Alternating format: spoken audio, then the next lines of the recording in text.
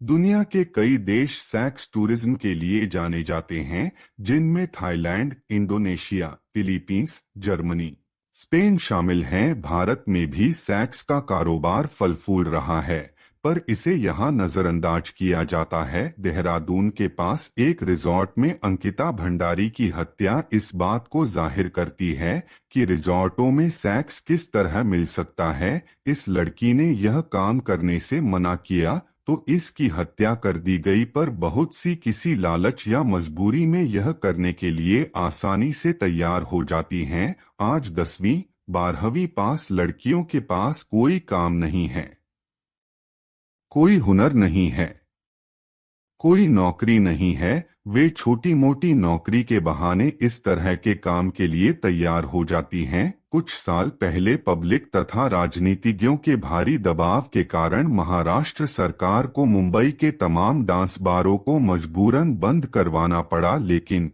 पौंडीचेरी में इसका व्यापार आज भी तेजी से फल फूल रहा है। इसमें दो मत नहीं कि पौंडीचेरी जैसे कई शहरों में कई दशक से देशी विदेशी टूरिस्टों को आकर्षित करने के लिए तरह तरह के हथकंडे अपनाए जा रहे हैं, जिनमें सेक्स टूरिज्म का व्यापार भी शामिल है। यह कहने की जरूरत नहीं कि यहाँ के होटलों में हमेशा सेक्स टूरिस्टों का जमावड़ा लगा रहता है। वीकेंड में तो इतनी भीड़ रहती है कि यहाँ के होटलों और गेस्ट हाउसों में रूम तक मिलना असंभव रहता है। इसका एक बहुत बड़ा कारण यह है कि यहाँ दक्षिण भारत से ही नहीं, मुंबई तक से बहुत बड़ी संख्या में सेक्स टूरिस्ट आते हैं और देह व्यापार में लिप्त होते हैं। यह भी एक कटु सत्य है कि देश के कितने ही होटलों में न्यूड डांस वर्षों से चल रहा है, जो आम बात है। शाम घिरने के साथ ही होटलों में महफिलें घिरने लगती हैं। 6:30, 8:30 और रात 10:30 यानी 3 शिफ्टों में चलने वाले शो में ग्राहक उपस्थित होते हैं, जिनसे प्रति व्यक्ति 2,500 से 3,000 रुपए वसूले जाते हैं। इस प्रकार प्रतिदिन लगभग 1.5 लाख की कमाई हो जाती है।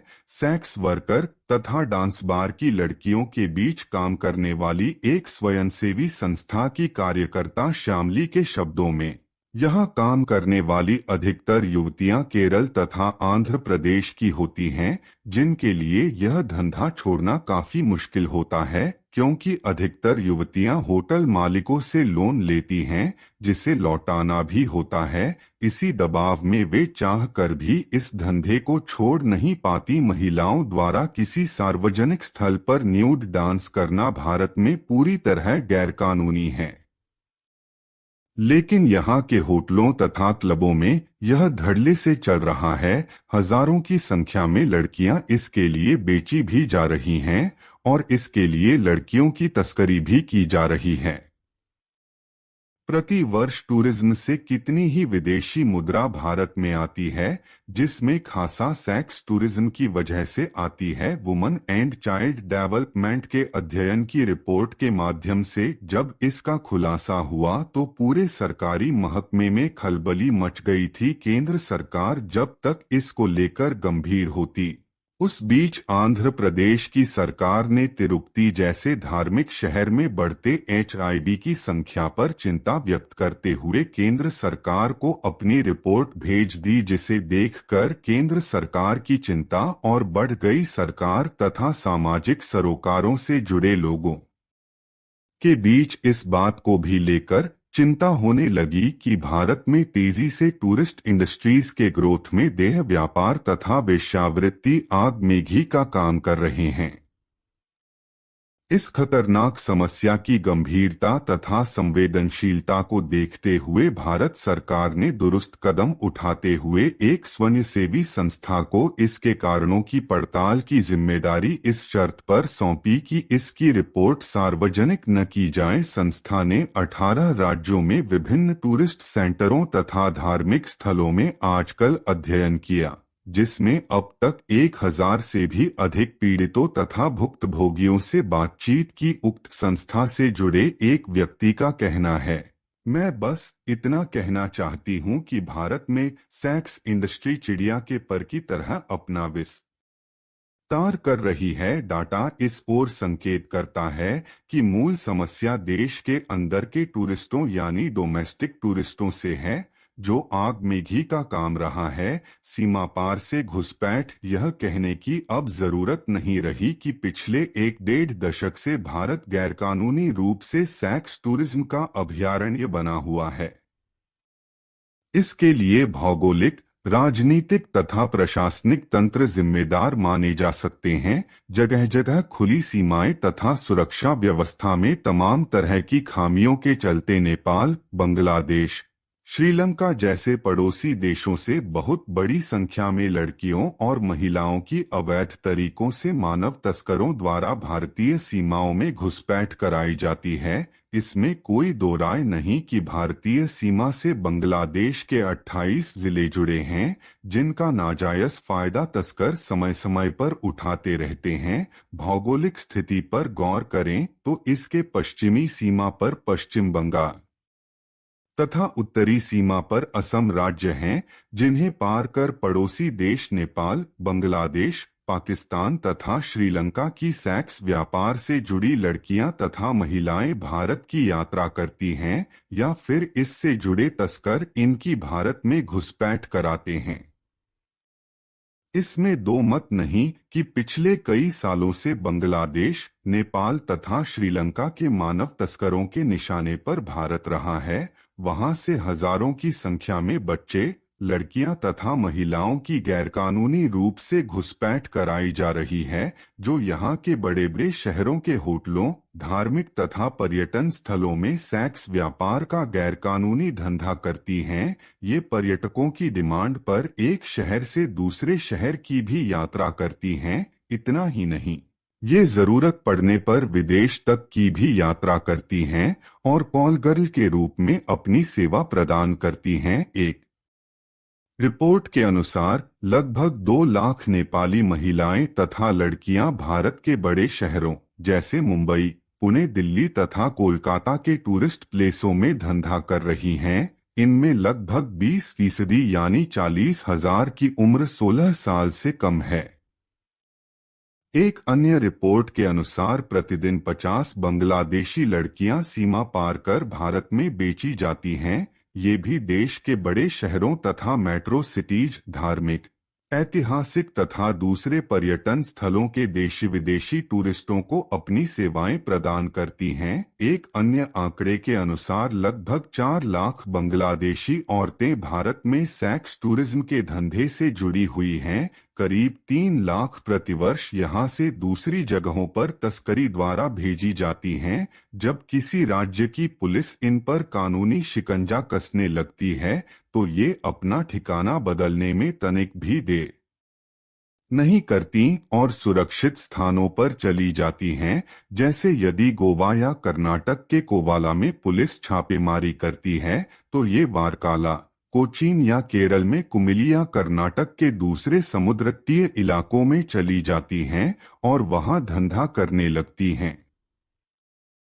इतना ही नहीं, पड़ोसी देश के तस्कर भारत की जमीन को ट्रांजिट जोन के रूप में भी इस्तेमाल करते हैं। बांग्लादेश, नेपाल और श्रीलंका के तस्कर और सेक्स वर्कर भारत की जमीन को शरणस्थली यानी ठिकाना भी बनाते हैं, अर्थात इन देशों की लड़कियों, बच्चों तथा महिलाओं को दक्षिण पूर्व एशिया जैसे Singapore, Malaysia, Indonesia, Thailand, Kenya या फिर ईरान, इराक, संयुक्त अरब अमीरात आदि खाड़ी देशों या फिर दुनिया के किसी भी देश में भेजने के पहले बॉर्डर क्रॉस कराकर भारत लाते हैं और फिर समुद्री रास्ते या फिर दूसरे तरीके से जालसाजी कर इन देशों में भेजते हैं। एक अनुमान के अनुसार भारत के रास्ते प्रतिवर्ष करीब 1 लाख नेपाली तथा 50,000 बांग्लादेशी लड़कियां गैरकानूनी रूप से भारतीय जमीन का इस्तेमाल कर दूसरे देशों के वेश्यालयों में भेजी जाती हैं। देश के अंदर भी नाबालिग लड़के लड़कियां तथा औरतें एक जगह से दूसरी जगह स्मगल किए जाते हैं। ग्रामीण, देहाती और पिछड़े इलाकों की महिलाएं तथा लड़कियां तस्करी के माध्यम से शहरी इलाकों में भेजी जाती हैं। कोई भी देश अछूता नहीं। कानून के अनुसार सामान्यतया वयस्क को किसी वेश्यालय में जाना अपराध नहीं माना जाता, लेकिन नाबालिग लड़का या लड़की का इसमें संलग्न होना अपराध की श्रेणी में आता है। ऐसा स्वदेश में करें या विदेश में, दोनों ही स्थितियों में अपराध माना जाता है। जैसा कि पहले ही बताया जा चुका है कि इसके लिए अपने देश के अंदर यात्रा करने को घरेलू सेक्स टूरिज्म तथा विदेश की यात्रा करने को इंटरनेशनल एडल्ट सेक्स टूरिज्म कहते हैं। यह कारोबार मल्टी बिलियन डॉलर इंडस्ट्री के रूप में पूरी दुनिया में फैला हुआ है और लाखों लोग इससे जुड़े हैं। ऐसी बात नहीं कि इससे केवल सेक्स उद्योग को ही फायदा होता है। एयरलाइंस, टैक्सी, रेस्टोरेंट तथा होटल इंडस्ट्री को भी इससे फायदा होता है, लेकिन मानवाधिकार से जुड़े संगठन इससे इस बात को लेकर परेशान रहते हैं कि इस इंडस्ट्री से मानव तस्करी और बाल वेश्यावृत्ति को प्रोत्साहन मिलता है।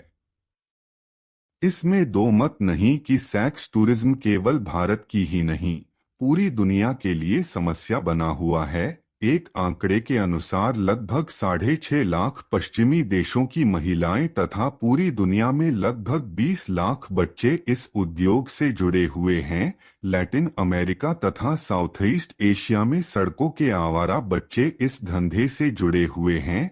थाईलैंड, ब्राजील, कंबोडिया, भारत तथा मैक्सिको जैसे देशों में नाबालिग लड़के लड़कियों के साथ यौन व्यभिचार की घटनाएं ज्यादा होती हैं। थाईलैंड में तो 40% नाबालिग इस धंधे का हिस्सा हैं।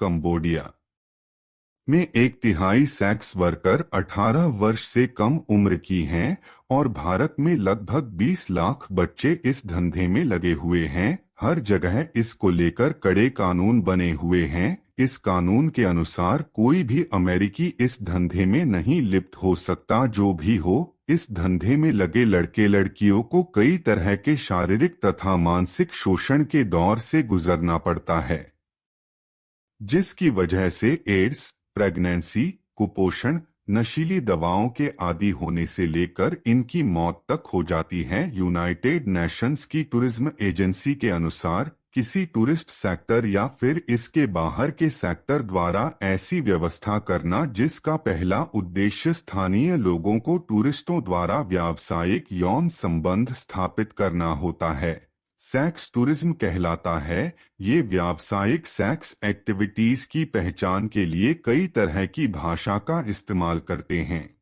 जैसे adult sex tourism, child sex tourism तथा फीमेल सेक्स टूरिज्म। आज की तारीख में यह व्यवसाय पूरे विश्व में मल्टी बिलियन डॉलर के रूप में फैला हुआ है। जो देश सेक्स टूरिज्म के लिए पूरी दुनिया में प्रसिद्ध हैं, उनमें Thailand, Brazil, Sri Lanka, Cuba, Costa Rica, Dominican Republic तथा केन्या आदि शामिल हैं। इसके अतिरिक्त कई ऐसे देश हैं जिनका कोई खास क्षेत्र या शहर इसके लिए प्रसिद्ध है, जो मूल रूप से रेड लाइट डिस्ट्रिक्ट या एरिया के रूप में जाने जाते हैं, जैसे एम्स्टर्डम, नीदरलैंड, जोना नोटी, टिजुआना, मैक्सिको तथा Rio de Janeiro, Brazil, Bangkok, पटाया तथा फुकेट, थाईलैंड, क्राइमिया, यूक्रेन आदि। इसके अतिरिक्त और भी कई ऐसे एरिया हैं जो इसके लिए विशेष रूप से जाने जाते हैं। विदेशों में भी इस धंधे से जुड़ी महिलाएं धंधे के लिए एक देश से दूसरे देश की यात्रा करती हैं या फिर विशेष रूप से तस्करों द्वारा पहुंचाई जाती हैं। लगभग 80,000 उत्तरी अमेरिका तथा यूरोप की महिलाएं प्रतिवर्ष इसके लिए जमैका की यात्रा करती हैं। नेपाल सरकार द्वारा सही दिशा में किए जा रहे प्रयास के बावजूद भारत से प्रतिवर्ष 10 से 15,000 नेपाली महिलाएं तथा लड़कियां तस्करों द्वारा विदेशों में सेक्स व्यापार के लिए भेजी जा रही हैं। संयुक्त राष्ट्र द्वारा जारी 8वीं वार्षिक मानव तस्करी रिपोर्ट में ये बातें कही गई हैं। रिपोर्ट के अनुसार सही आंकड़ों के अभाव में यह संख्या बढ़ भी सकती है। वहां की स्वयंसेवी संस्था जो मानव तस्करी पर शोध कर रही है, उसकी रिपोर्ट के अनुसार घरेलू तथा अंतर्राष्ट्रीय तस्करी में लगातार वृद्धि हो रही है। अधिकतर स्थितियों में सेक्स एक्सप्लॉयटेशन की ही बात उभर कर सामने आ रही है, जिसमें राजनीतिज्ञों, व्यवसायी, अधिकारी, पुलिस, कस्टम अधिकारी तथा सीमा पर तैनात पुलिस की मिलीभगत तथा सहमति जगजाहिर है। इन्हीं के इशारे पर मानव तस्करी का इतना व्यापक तथा विशाल रैकेट चल रहा है, इससे इनकार नहीं किया जा सकता। भारत के अतिरिक्त एशिया के दूसरे देशों जैसे मलेशिया, हांगकांग तथा साउथ कोरिया के देशों में भारत से लड़कियों, बच्चों तथा महिलाओं को यौन शोषण व मजदूरी के लिए जबरन भेजा जा रहा है।